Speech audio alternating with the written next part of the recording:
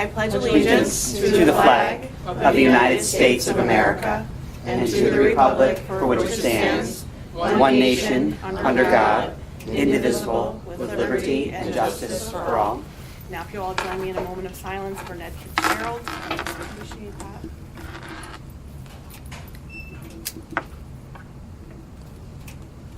Thank you. Thank you. This is going to be happy.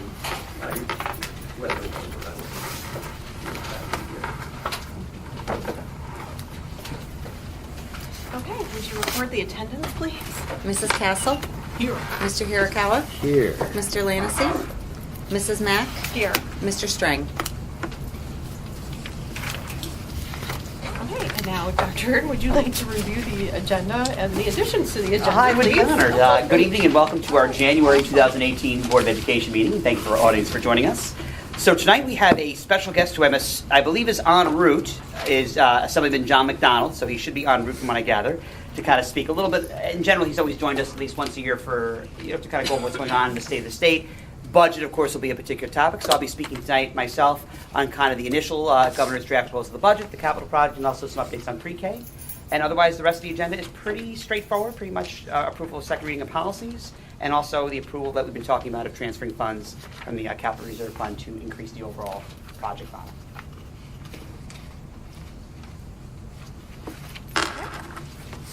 So can we do the approval of minutes of the previous meeting, which was December 21st, 2017? Can I have a motion? So moved. Oh, second. All in favor? Aye. Aye. Any opposed?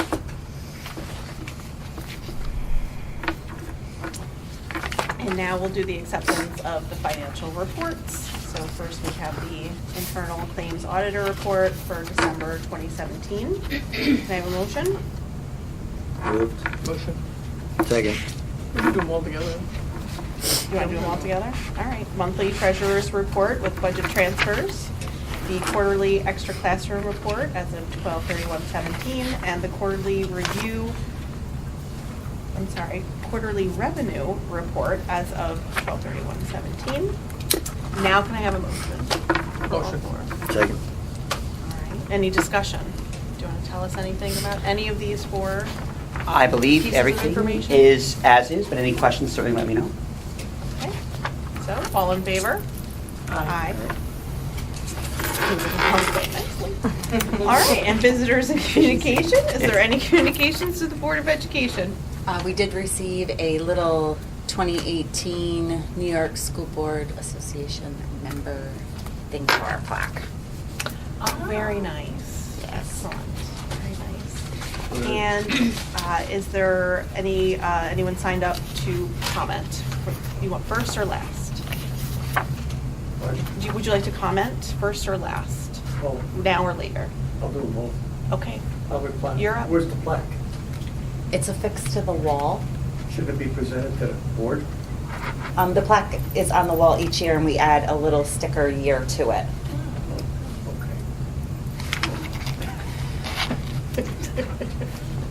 It's already stuck. It's a load-bearing plaque, so we can't take a picture. It needs to be moved to the floor so you don't feel it. All right, any other public comment? All right, hearing none, we will move forward. Reports to the Board of Education. Board of Education, board discussion, reports. Well, Mr. John McDonald's not here yet, so we will move on to the 2.2 District Superintendent Program Report, which will include the governor's projected budget. The 8 runs came out this week. They certainly did. They did, and I tried to find it. I couldn't figure anything out, so. Do It's explain. wonderful vintage format of font they use. Yes. So, I'll jump. This is a perfect time because then when John does join us, we actually can maybe concentrate. I see someone walking in now. This could be John. But this allows us to maybe kind of concentrate some of our questions, perhaps, or things we want John to advocate for. So to kind of start with the overall budget, as you know, the governor released his initial draft budget for the entire state, and of course that included many other factors outside of education.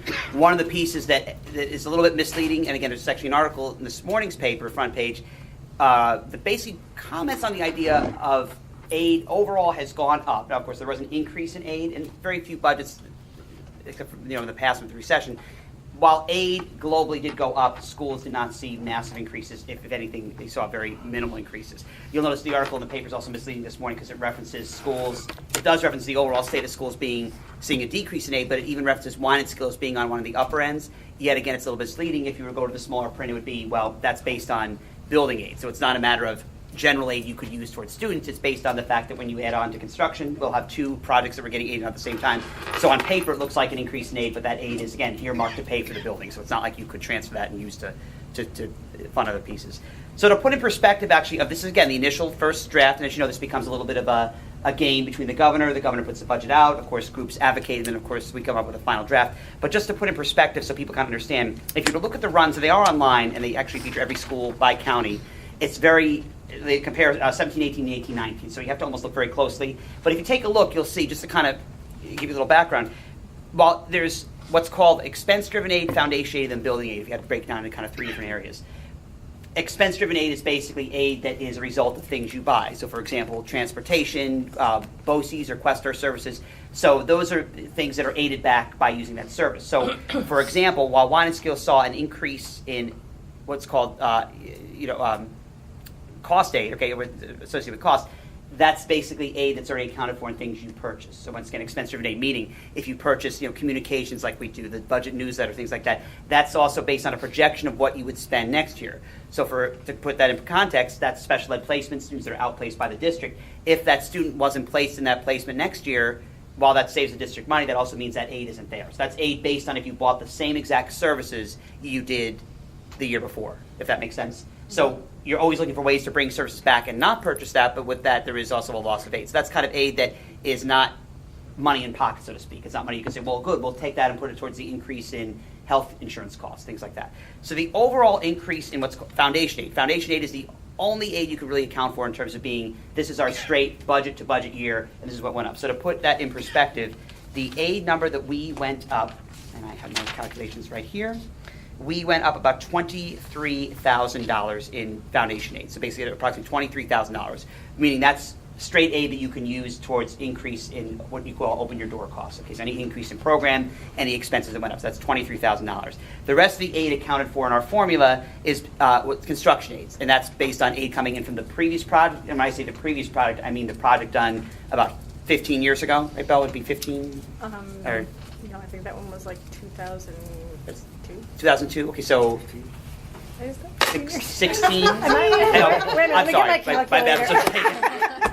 The one I think 15 years, 12 About months. This 15 project we years, did, which again is now the I'm still old in project. 2002 apparently. No, I'm so glad you mentioned. So we're still getting aid on that project, and then we'll start to get aid on this new project once it's completed. So that's when you see that jump in building aid, about $200,000. But that will be again used to offset the debt service that we'll start paying on July this year. So if that makes sense. So even though there's an increase of about $200,000 in aid, that's to account for the fact that we have to start paying back our loan on the project that will be finished starting July of 18. So again, just to kind of account for that. So basically, when you're looking at hard numbers right now, increase in aid that you could use to put towards program, you're looking at about $23,000. And just to put in perspective, again, that coupled with property taxes under the tax cap levy law, we did our initial calculations. I think we figured out we could levy the max of about $119,000. Meaning that would be keeping us below at the 2% tax cap, so property owners get the rebates, and of course we're not going above the tax cap.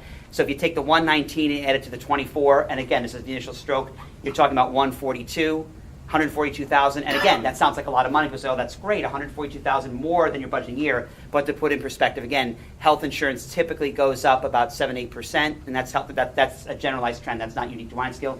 Last year that ran us about $68,000. So again, to put in perspective, it's not found. That's just to keep your same health insurance plans at the same level, and actually, that's just the same plan at a new price. That doesn't include FICA contributions to the teacher's retirement, the employee's retirement system, electricity, water, things like that tend to naturally go up as they should. So once again, as you can see, it's kind of a moving target, but that's why you're seeing schools really kind of start to advocate for an increase in foundation aid, because really, as much as you could say that's a lot of money, it's not when you haven't even factored in any of those costs yet, plus the natural things that happen, contractual raises that are already built in, students that, programming that's going to increase costs, things like that. So everything goes up in cost, things really go down. As you see, that cost doesn't necessarily meet the trend right now. So again, a moving target. Belle and I have been working very diligently with that, even with those numbers initially. But as you can see, if you started and that was the last draft, it could be a different conversation. We're hoping this is just one volley of many that go back and forth between the executive branch and the legislative and Senate. But if it were the final, you could see how that would be a little bit disconcerting when a lot of your costs, a lot of your increase would be eaten up just in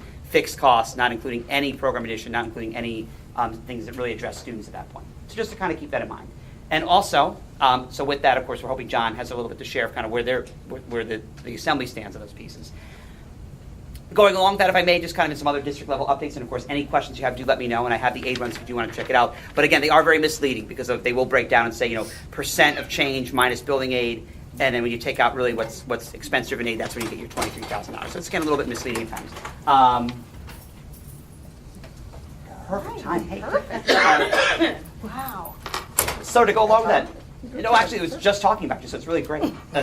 All positive. So just to kind of tie that in with budget, so with that, some pieces that go with, as you can see, the aid that would increase because of the capital project, the construction. Just to give a little update on the construction, you can probably notice you're starting to see progress with the construction. Steel is being put in place as of Monday. That's great. So actually the building is starting to kind of come into shape. So if you take a look through Whiteview Road or even from the front, you see the crane and the steel's been kind of going in place. That's moving along very quickly, and that's a good thing. Our contractors guarantee that we'll be in the gym stage area by June 5th, 6th, pending no disaster that we have missed. A 3-week cold snap, something that happens to that crane, nothing real. So that's and that still leaves us room and time, of course, for graduation to get ready. But as you can see, with that construction is coming to some major things. It's starting to come to shape in our building. But with that, we've had some families, and I'll kind of just back up and see where I'm going with this, start to ask questions about our pre-K program and question, well, wait a second, pre-K is coming around the corner, if that's next fall, what's going on, when's the registration? We're seeing kindergarten registrations coming out March 29th, all the kind of logistics of that. So to put the community at ease, the pre-K planning committee has been meeting since last year, so it's actually going on to a year and a half of its existence. And with that, the committee's been working very hard to pretty much put a program in place with logistics, the who, what, where, when, why, how. In fairness to the community, though, it would be very unfair to start enrolling students in a building that literally only started existing as of Monday. So one of the things we're actually working on that will be coming out soon is there'll be a video that's going online that kind of explains the construction project, but also why we've yet to do registration for pre-K and explain pre-K because, again, to go back to our first part, some of that will also be budget contingent as well. So again, while the goal is to open that room with 2 classrooms, budget talks might force us to look into maybe looking at 1 classroom at this point. So we hate to preemptively put information out and retract and say, oh, we decided to go with 1 classroom. Or you know what, it looks like the rooms won't be ready till July. Or who's my teacher going to be? Well, we're not sure. We'll get back to you. When we put the information out, we want to make sure that it's solid and it's 100% fact. Not, well, it might start at 8 o'clock or 8:30, and we want to know exactly what we're doing, who's in those rooms. And actually, on a logistical level, we want to be able to show those rooms. People want to see where their children are going to be. It'd be very misleading for us to say, well, sign up, but it doesn't exist yet. It's a pile of steel. So you can see there's a method to why we're waiting, and like any first-year program, is it convenient for families? We know it's necessarily not, but of course, like any first year, to be fair to the district and ourselves, it would be unfair to put something out right now for the next fall. So we want to have a few more things in place, and that video, of course, will explain that. And going on with the pre-K, which we can come back to, of course, to circle back later, is the committee's looked at everything from program design, program delivery, whether that program is delivered by, and of course we can go back to some questions later about that, and Kathy, certainly you were there as well. Who would provide that program? We've looked at different models, of course, what would be most cost-friendly, and that does, of course, require the district to commit perhaps to an outside service provider, because as you can imagine, an outside service provider would be more cost-feasible than using contractual staff. But also one of the big topics of the pre-K meeting, believe it or not, was food. And actually the idea of, do students buy lunch? Do they not buy lunch? Is there a hybrid of the combination? And that was a very big topic because part of the pre-K curriculum, as many of you are aware, is meal is actually a part of the day. It's sitting together, it's eating together. So one of the pieces that really the committee went back and forth on was, is it fair to expect families to be expected to purchase lunch, meaning everyone buys school lunch, has kind of a communal-style meal? Do we do a hybrid of brought meals versus bought meals? Or do we make it kind of a requirement that if you attend our pre-K, you must do that? So that was kind of left open because it was kind of a split group.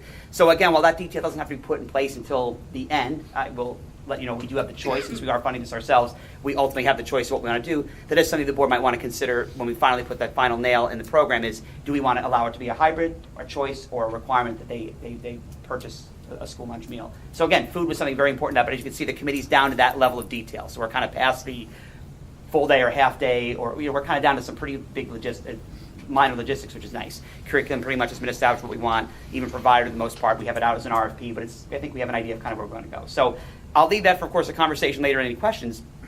But as you can see, all that, the capital product, the pre-K, tie in exclusively to funding. So all these things are great ideas, but of course funding is required for that. So with that, I thought I'd turn it over to Assemblyman John McDonald, who's been very nice to join us for a board meeting. Thank you for taking our invitation. Well, thank you, Tom, and to the members of the board, and of course, members of the public, thank you. Thank you for your service. It's a thankless job. I know the salary and benefits are beyond description. The hours are nowhere near what you thought it would be, isn't it?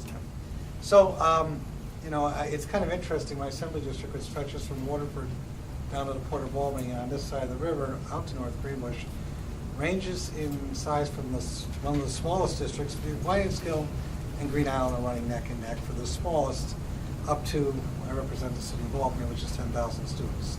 So as you can tell, it's a tale of multiple cities. Actually, I represent 5. But this time of year particularly, because I know how important education is to all, I try to make sure I meet with every school board and just give them an update, what we see, maybe dispel some of the rumors of what you read. This morning, it's like 5:30, I'm reading the newspaper, and I said, Whitehill did not get that 23%.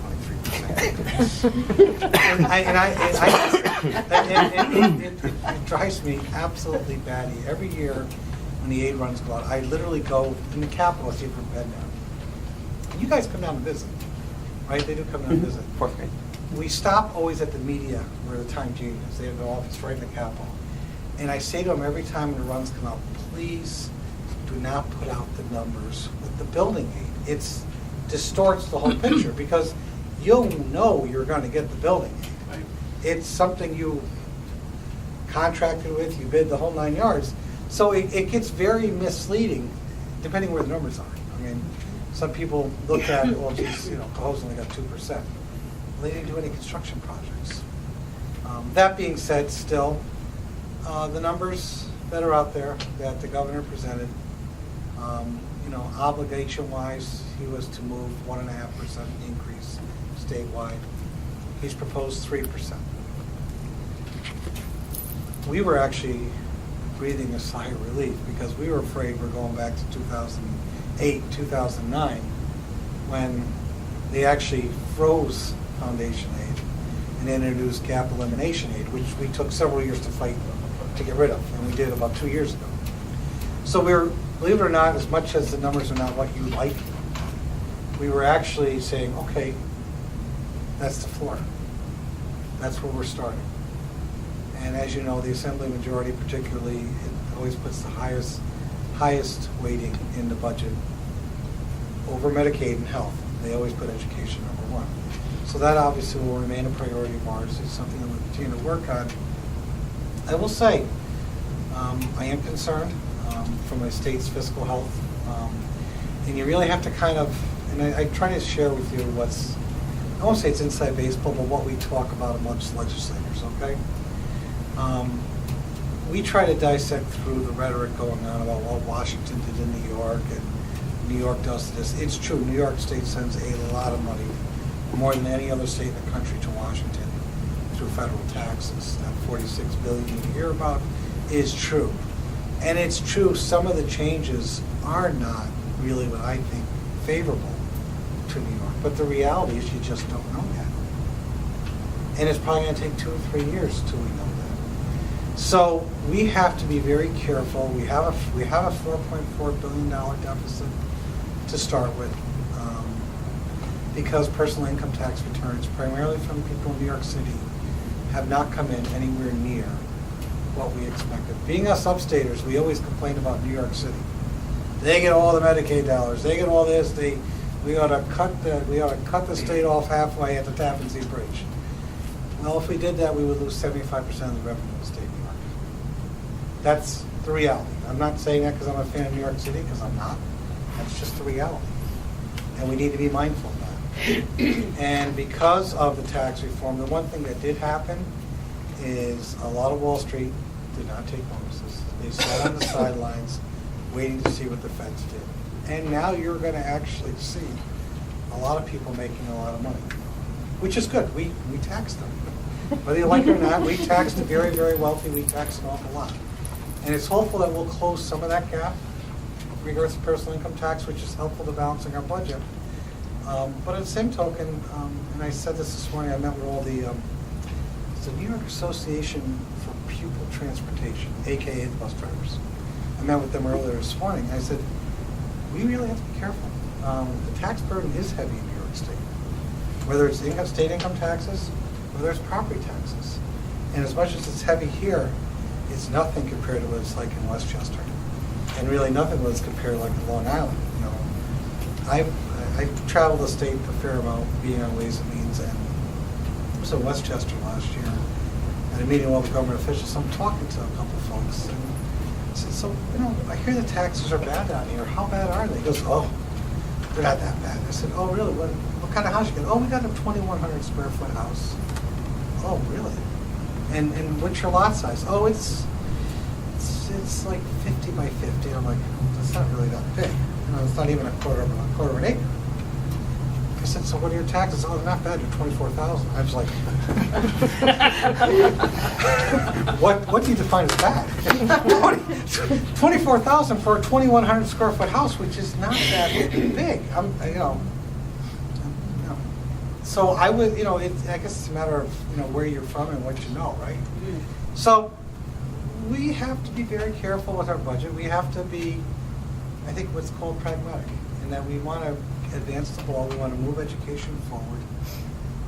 And at the same token, and Tom, you started to get into a little bit about talking about the meals. There are little things that we might be able to tinker with in this budget that will bring money to you that will not be reflected in the foundation aid number. But we talk about this farm to school program to help. We want no child should be hungry, right? And mostly all districts now are going to be free reduced lunch, but we can actually bring more money to help support the food program.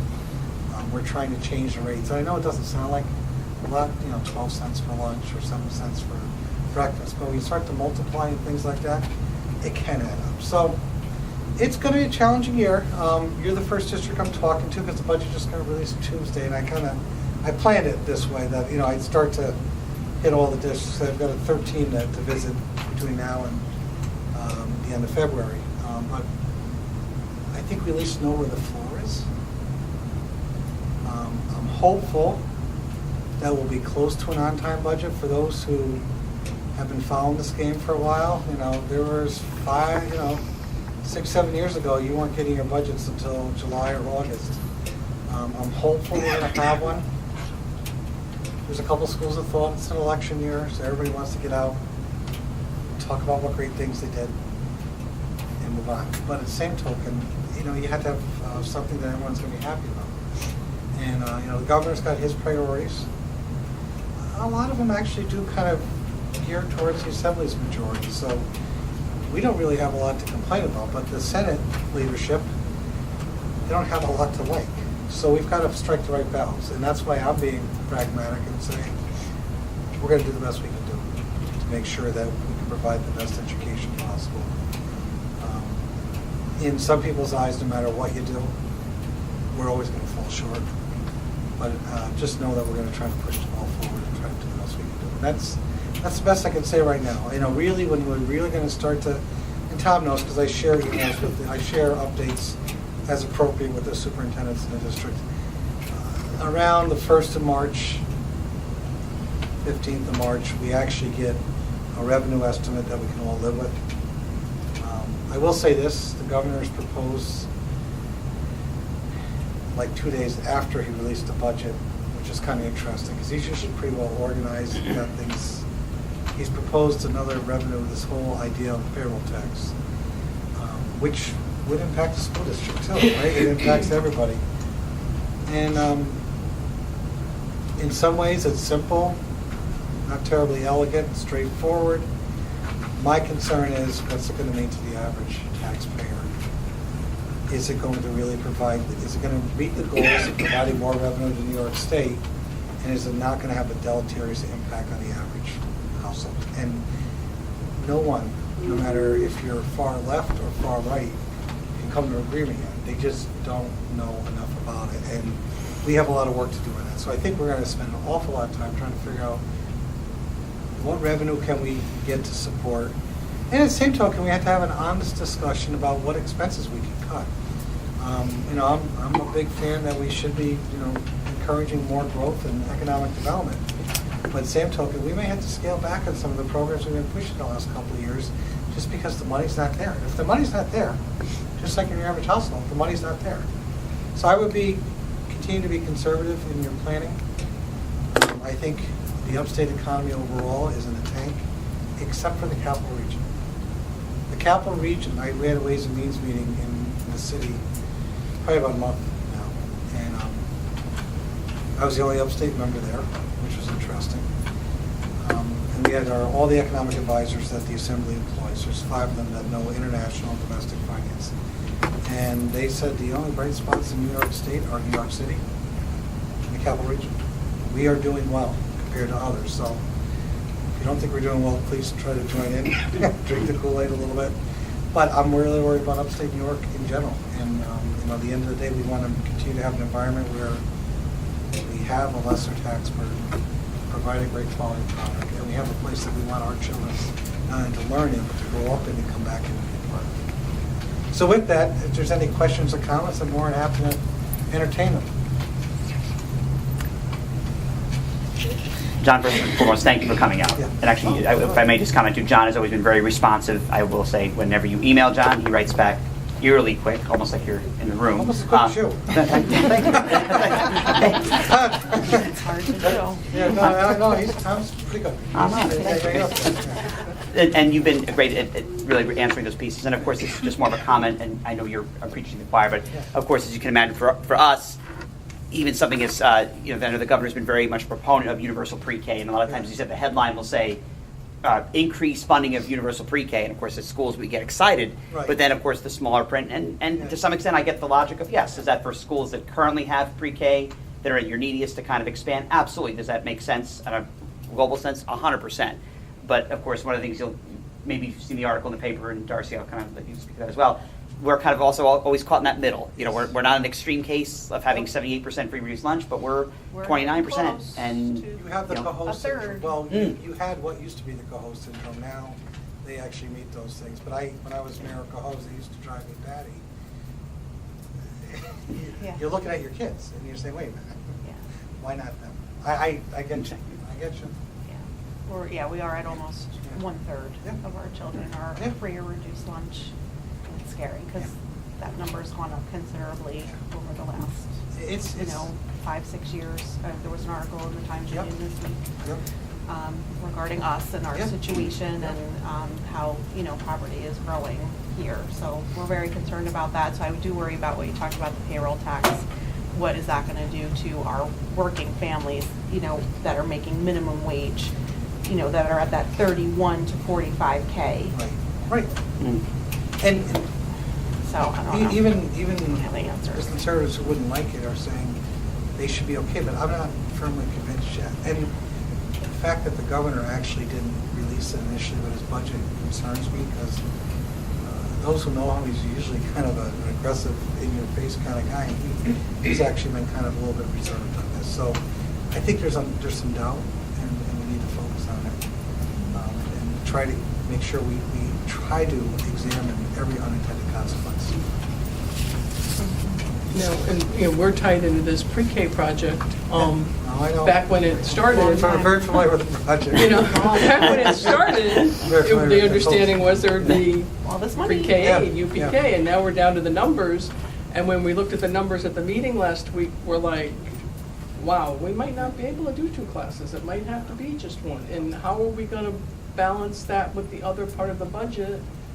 And we've got teacher contracts coming up. We've got everything else coming up this year, and it's like, that's all the money we're going to get? And here's the only bright spot, if it's a bright spot, because it was something we used to talk about the last couple of years. I mean, not that you really want to do this, but, at least the limit, the threshold for the tax cap is up a little bit, but still, what does 1.5% provide you on a budget? 60,000? That's not Oh, much. yeah. It's not much. Right. It's less than your aid number. So, I look at things as, a teacher's position is probably, when even if it's a new start, you're still talking $60,000. you include your fringe. So it doesn't really, it doesn't cover it. And by the way, you know, commodity prices have been down, but it doesn't last forever. Pension costs are gonna go up now. No, and it's, I'm starting to get back into my budgeting days at the local level. So it, you know, I'm sensitive, you know, and you're right, you know, I only wish Cohoes could have 33% or Waterville, you know, Albany's at 85, 90%. And Cohoes, and Waterville, Troy, or even little Green Island. So, you know, it is a problem. It always is a matter of proportion. In one aspect, you know, some people would say I'd be happy to use 33%. I know, but for us, it's just Yes, no, not it's a big something deal. we've seen No. before. Well, here's the And thing, it's so, not, you know, we're poverty's like- not just restricted to the urban settings anymore. Poverty is also in the rural settings, which is really where North Greenbush falls into some rural parts. You know, North Greenbush is really, I find it to be very interesting. Physically, it's geographically bigger than the rest of my district. But it has only, what, 8% of the population. It's amazing. But that means, you know, to me, that's long bus runs. That's a lot of bus time for kids. It's a lot of potential for rural property too, which is real. I So, think we have a little of both. yeah. Anything else, yes, sir? I have a question, talking about monies, taxes. We have a town in North Greenbush, and while I understand that the Wine and Skill Union Free School District doesn't cover the whole town, in the town, we haven't had a tax increase in 10 years. In fact, this year, we're getting a 3%. Yeah. I look at that, in my mind, the big picture. We have a school district who's got about the same amount of people in it now as it had 10 years ago. It went down, now it's going back up. But they're working their brains out to stick below the 2%. But if the town could do it representative-wise, why can't the school board do it? I can give you one reason, but I'll let somebody try and figure it out. I think it's a big one. Probably good for, could be good for a couple $100,000 a year. But nevertheless, anybody else want to try? Well, I mean,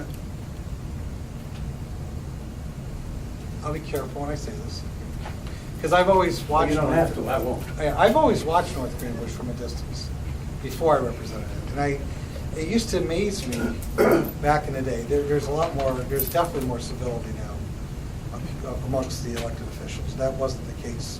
I mean, they used to fight, and there's no taxes. I'm like, what are you guys fighting over? You know, I mean, you know, what's going on? And, you know, and depending on who you talk to in the town, it's good that taxes are at zero or they're going down. But then I hear about things that are not being addressed and things aren't being issued. And I don't get in the middle of that. I don't, you know, I'm not a local government guy at that level anymore. So most local governments, unlike education, you know, for example, here, one of the biggest benefits you have in North Greenbush is you've got a remarkable volunteer fire department. Remarkable. In the cities, you don't. You've got all labor groups, and there's nothing wrong with labor groups, but firefighters' salaries never go down, they always go up. And, you know, when I was running the city of Cohoes, out of a $18 to $20 million budget, 85% of it was personnel costs. In education, you need teachers. And, you know, I can tell you this right now, my wife's been a teacher for, should be 30 years this year. And I would never last 15 minutes in a classroom when she tells me what goes on with these kids. Because nowadays, you not only feed them for breakfast and lunch, you hug them, you clean their noses, you'll dress them if you have to. You're just doing everything. And you know, it's just it's a tough job. And at the same token, local government-wise, they've been able to, particularly the last couple of years, the retirement systems are a different schedule because they're different retirements. Teacher retirement system actually, let me put it this way, the police and fire retirement system, the fund managed by the controller has done much better. He's been actually able to reduce their pension costs. And pension costs, I think, are a big The Teacher Retirement System Board is not reducing the pension request contribution from the local government to the level that's happening with police and fire. It can be a swing of a couple $100,000 a year, which can lead to a tax decrease or at least to zero. That's the one thing that jumps out. The other thing is, I don't know if they've cut health insurance people or not, but you don't usually cut it when it's a contracted agreement. Plain and simple.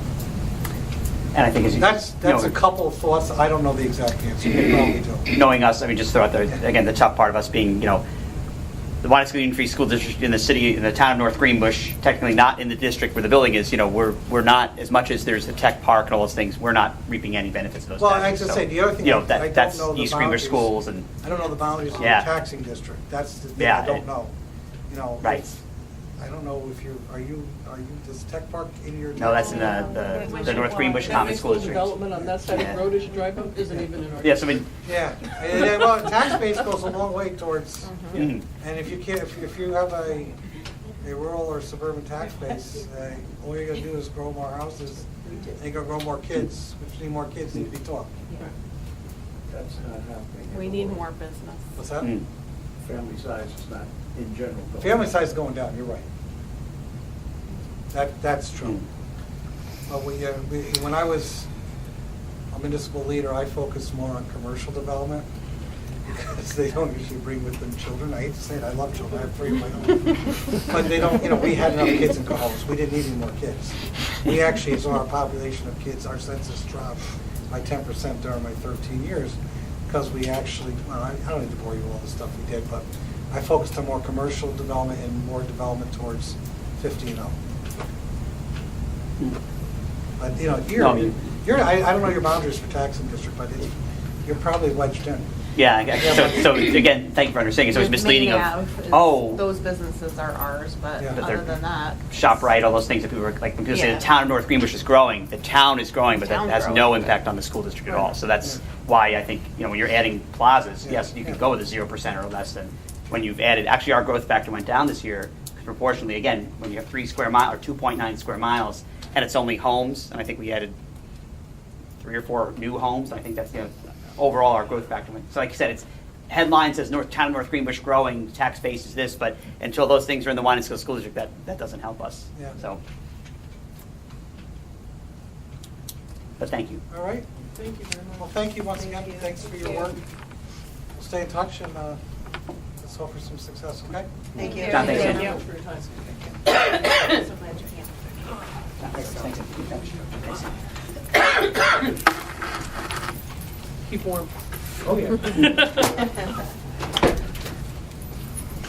So as you can see, actually this conversation ties perfectly and just kind of close out what I was mentioning, that the budget process will be something we discuss often, but as you can imagine, this is not something, it's a very fluid process, and it is something that one of the promises we made at a previous board meeting, I think it was maybe 2 board meetings ago, where we are adding programs. I mean, good, bad, or indifferent, we committed to pre-K in 2014, and we're doing that to the community. How we deliver that, though, whether it's 1 classroom, 2 classrooms, whatever we do, though, is not going to be at the expense of another program as well. So again, the idea of we're not going to rob Peter to pay Paul. We're not going to sacrifice a 2nd grade experience for a pre-K experience. So that's going to be the fine balance we do, and we'll succeed as we always do. But as you can imagine, it's going to be a little trickier this year, particularly if this is the floor, as he's saying.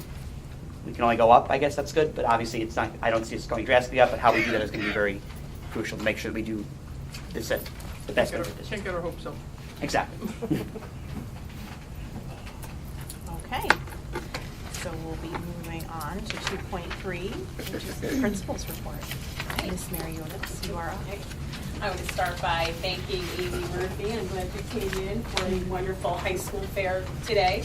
Very well received by our parents and students, as always. So it was a great event. So thank you, Amy, for organizing and allowing that opportunity here at GD. Secondly, on my thank you list is Stephanie Carbone. Stephanie has just finished. I feel like every time I'm here, I'm talking about testing. It's only 3 times a year, but boy, from September to January, I was like, I feel like I just gave this report. Stephanie just got all 381 students through our NWEA online testing, which started the day they came back from school on Tuesday after New Year's. Stephanie grabbed them and has been working working very hard to get them all through. Today we started our first data team meetings for middle school, 6th, 7th, and 8th, where we will review individual results for every student here. Tomorrow is all day rotating teachers through to talk about every student K-5. So really the teams and the teachers have been working very hard to do oral reading assessments with their students, which is nice that they've taken a little bit longer, meaning kids really moved up and made some really nice growth as far as the reading assessments. So that's, you might hear your kids have had a lot of substitutes in and out, so that allows the teacher to go out in the library in a quiet space and test. So a lot of assessments have happened since the day we walked in, and those results will be shared out with families in the next couple weeks. Spelling bee, we had a wonderful spelling bee. Dominic Denardum from 5th grade won the spelling bee, so he'll be heading to Proctor's on February 13th to represent Gardner Dickinson, so that's exciting. We had a very successful lockdown drill this month with the North Greenbush Police, and it just, they can't compliment us enough on how smooth things are running, how quiet the kids are. It's run very smoothly, so that was great. On top of all this testing and everything else, Dr. Reardon and I are finishing up a lot of teacher evaluations, the formal evaluations. We each evaluated 33 teachers at about 5 hours apiece. I figured out to be about 165 hours of our first half of the year, which equals about 27.5 days for each of us. But who's counting? Who's counting? And so we only have a few more, so we're really excited because that is it's very enjoyable to go in, but the behind the scenes, the paperwork, and all of the meetings, and so I don't know how you're doing what you're doing and all the budget and everything else on top of this.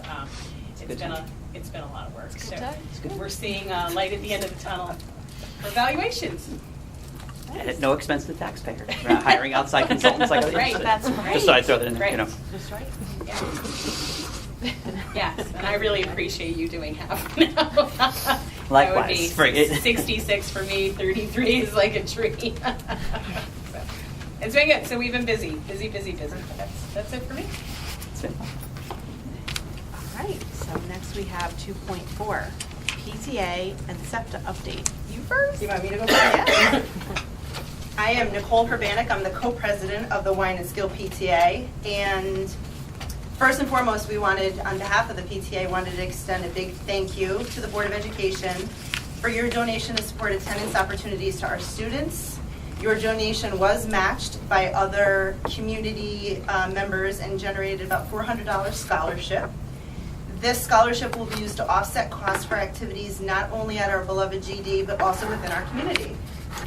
We are indebted to you for bringing this awareness to our attention, especially Dr. Reardon and Darcy, and working with us to adopt family cost options, financial support, and foster increased involvement for our students. So we're working hard going forward on all our initiatives to take into account our changing demographic and take steps that we can work on that. But the donation was, I'm sorry I wasn't here for that. It was very generous, and we had some community members that jumped right on top of that too. So I thought that was a great start.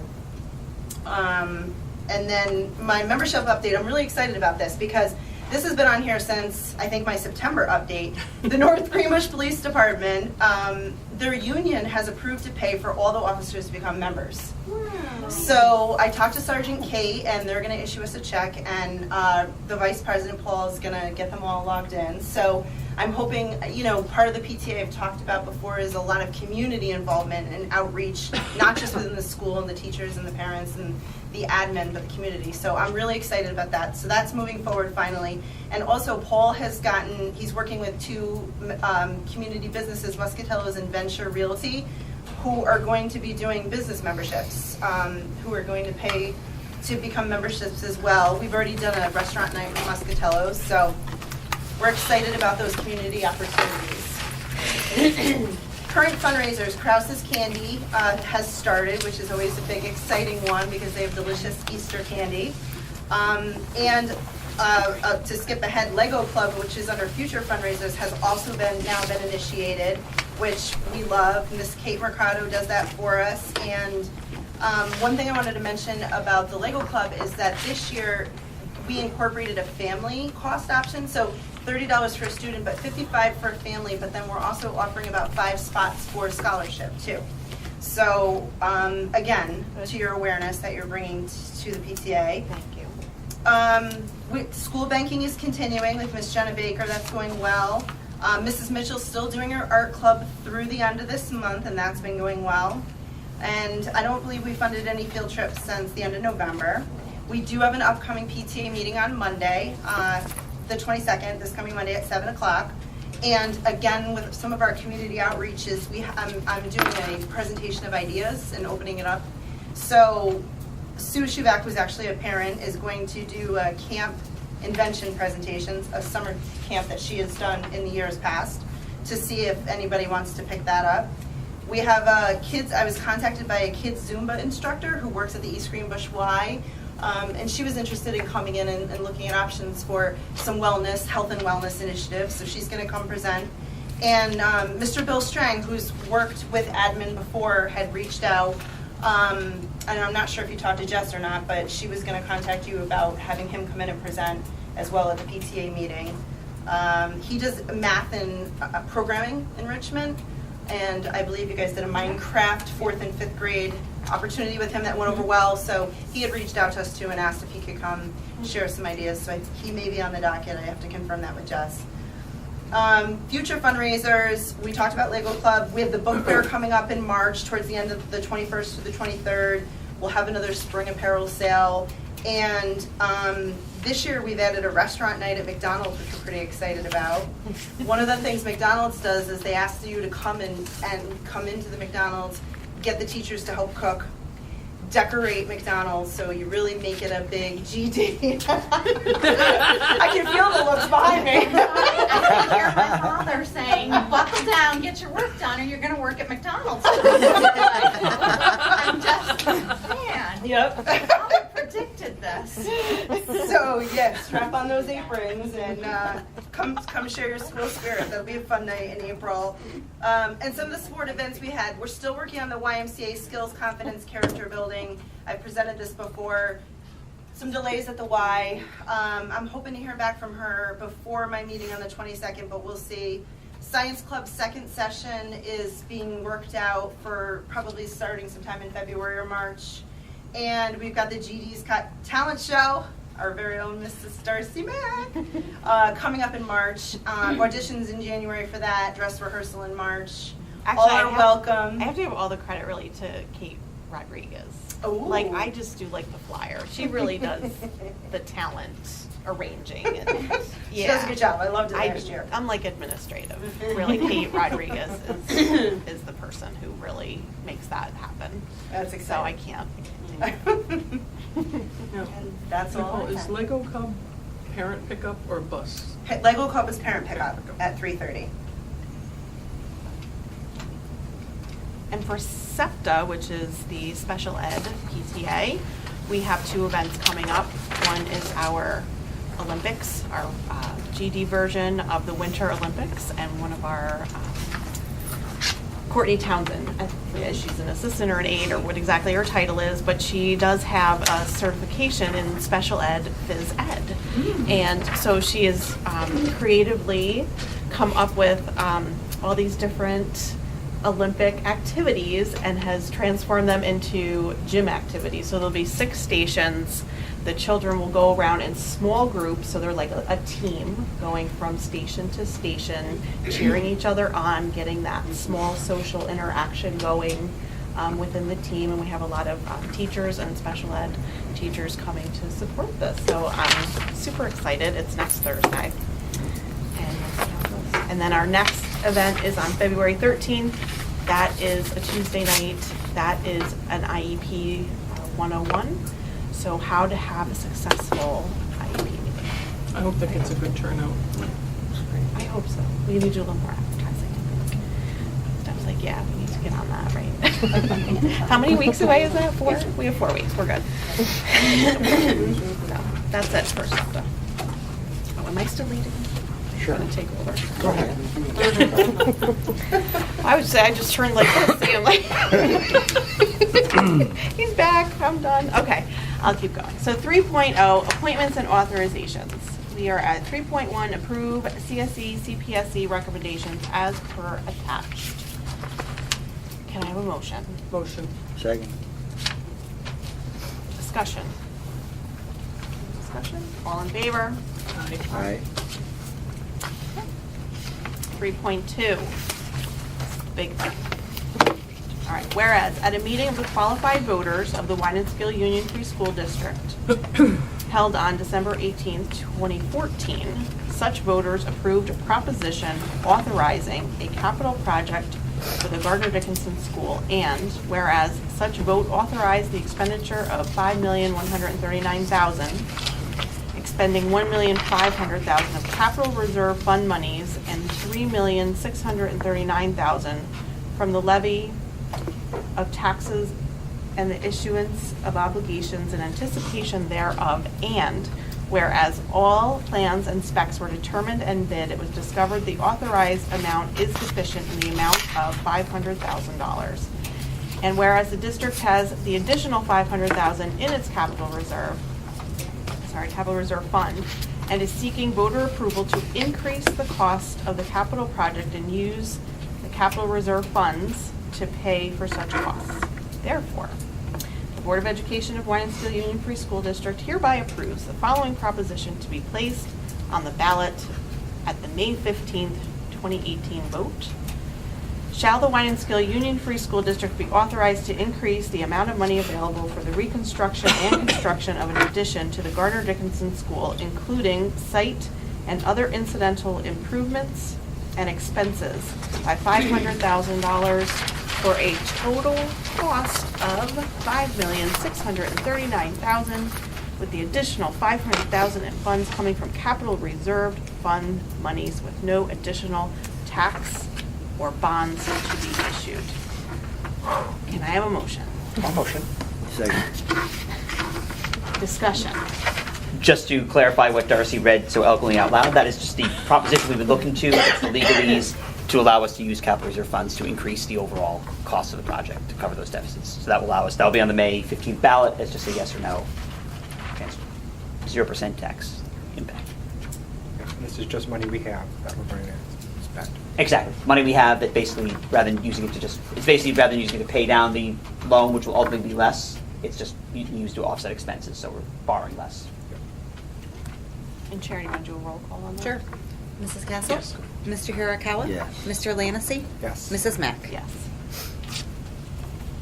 Okay, we have 3.3, which is the approval of substitutes, non-certified teacher, and aide $70 per day. We have Caitlin Cook and Hannah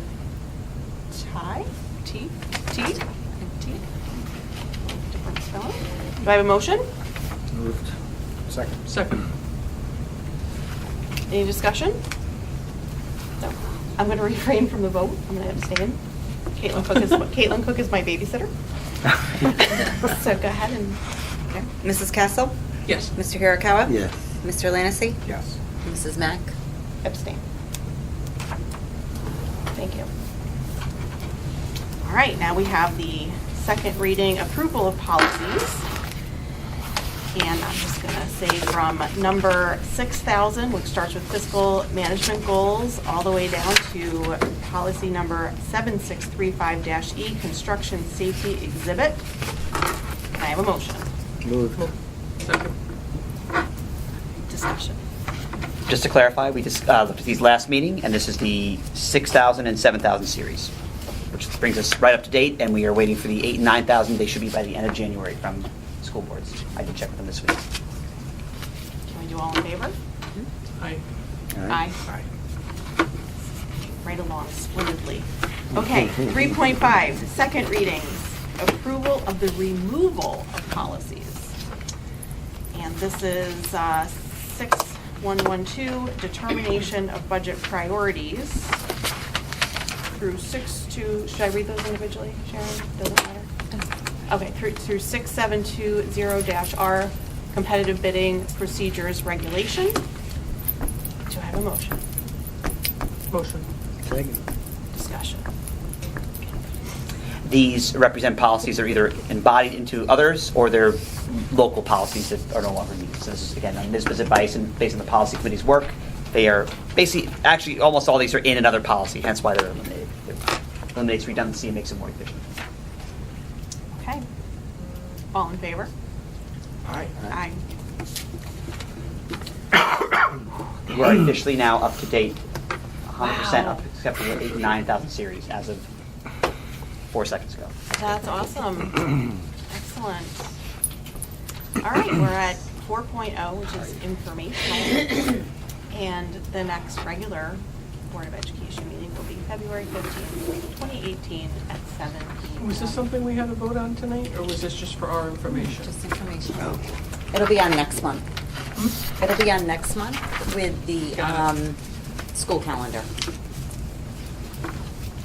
Excellent. Okay, 4.2, opportunity for public comment. Any comments? I'll start. Lunches. That are paid for, I guess, by the government. Now, how does one sign up? It's based on income, I guess. And I was a little disappointed the way it was presented in the paper. I don't think that we were ahead of some communities that were actually, I would think, a lot poorer than we are. So I'm wondering why it's not a cheap place to move into, North Greenbush.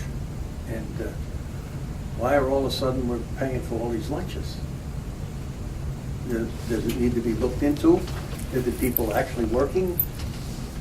Or are they not? And one's working and one's saying I'm not, and so on and so forth. I don't know.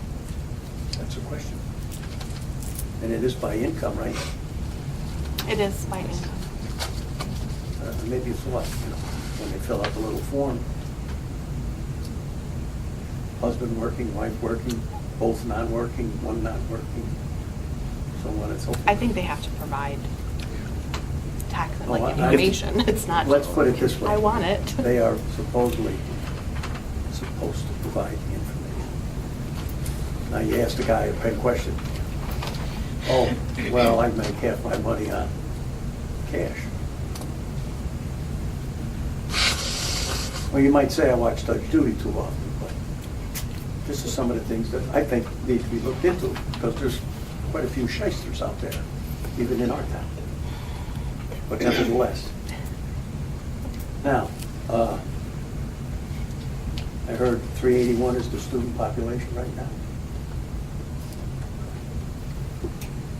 Now, that 381, does anyone have a figure off their head how many come out of the North Greenbush School District? 50, 60? 8 per grade level, about? About 8 per grade level. So that's 7 times 8 is 56. Don't forget K. Oh, no, it's second grade and up. They don't come till second grade. Oh, true. Yeah, that's what I said. Yeah, sorry. Yeah. 2 through 8, 7 times. Yep. Math was one of my better subjects. Nevertheless, English was not. Nevertheless. Also, now, you I want to know forgot how they to bring came in in money into the, but we pay anything. Too. North Greenbush pays us what, roughly $5,000 a kid to educate a child for a year? 6,800. 6,800. Now, I brought this figure up before. And more for middle school. Oh, yes, 72. 72, in fact. All right, so let's say it's 7 even, times 56, 392. But anyway, we take those kids. To educate a child, I don't like the idea, this is me, of supporting and paying for the education of children in another school district that love their big expensive houses and so forth that they have. Plus, there's another quandary coming along. It's not a quandary, but it's in that school district. It was touched on a little bit before with the representative here. And there's going to be another 86, if I remember the number right, parcels, property, whatever. Now, maybe there's only 10% are going to be kids, but they're going to be added. But if it's going to cost us $21,000 a year to educate a child in this building, of course. That's a couple $1,000s a year to educate a child, more than New York State's average from Montauk Point to Erie, New York, or Niagara Falls. That rings better with it. My suggestion is 7,000, 21, 14. We need to really kick them and get some more money out of them. Because as I understand, unlike years ago when there was a formula, you had a limit you could charge, but I understand now it's not. So if they're paying 7, why not tell them they need to pay 12 for a starter? I'm not sure where you get the 21,000. Is that, are you just taking our budget and dividing it by No. number of kids? Because we No, do have high I'm- school kids. Our total population is I know that. 560. All our, that we pay for tuition, high school, you take that off the top of the budget. What about the preschoolers that we pay out? Ages 3 to 21 we pay for special ed kids. That's in there. But how much is it? Is it gonna make a difference? Is it gonna knock it from 21 to 15? Maybe. No. You wanna bet? No. Okay. But I'm just saying, you can't go by 381. Well, anyway. You can't go I by think- 381. But it's close enough. It's above, or at least equal to what the state. And that to me seems a little bit outrageous for a school district this size. You could realize this is a calculation. Even if you take the special ed, you could shut this school district down and send all the kids to Emma Willard if they would take boys. And us taxpayers would save money. There's the thought. But anyway, now, on to the next one, pre-K. We don't know, we're gonna have 1 teacher, 2 teachers, or how's it gonna work? Is it gonna be 2 teachers in a class, or just 1 in a class, or? Well, just to kind of clarify for the audience as I well. listened to it, maybe 1 room. Oh, yeah, sure. 2 No, rooms. basically, each, by pre-K regulation, as we just kind of discussed, requires 1 teacher and 1 teaching assistant per classroom of 18. Whether the board elects, and that's going to be basically financially driven, to run 2 classrooms or 1 classroom will ultimately come down to dollars and cents. Now, But by law, each classroom has a We'll teaching figure it assistant and classroom teacher. pre-K kids also come under the lunch program, I guess. Mhm. Another cost. It's gonna cost a lot of money. Now, is there gonna be any limits as far as bus runs go for these pre-K kids? They're not going to be transported. They will not be transported. There'll be parent drop-off. Good. I'm happy for like something. Thank you. Thank you. Any other comments? Okay. So, is there a request for executive session? Good. No? I'm good too. Okay, so we are going to 7.0, which is adjournment. Can I have a motion? Motion. Second. All in favor? Aye. Thank you, everybody. Well done. Fantastic. Nicely I know done. that you